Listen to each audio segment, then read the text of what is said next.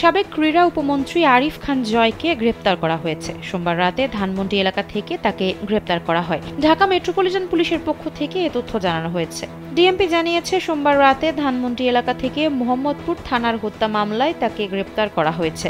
জয় 2014 সালে নেত্রকোনা 2 আসনে আওয়ামী লীগ থেকে সংসদ সদস্য নির্বাচিত হন। সাবেক পেশাদার এই ফুটবলার 2014 থেকে 2018 সাল পর্যন্ত বাংলাদেশের যুব ও ক্রীড়া মন্ত্রণালয়ের উপমন্ত্রী ছিলেন।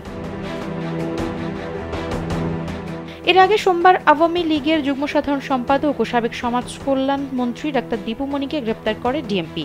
রাজধানীর বাড়িধারা এলাকা থেকে তাকে গ্রেপ্তার করা হয়। ঢাকা মেট্রোপলিটন পুলিশের কমিশনার মোহাম্মদ মাইনুল আহসান বিষয়টি নিশ্চিত করেছেন।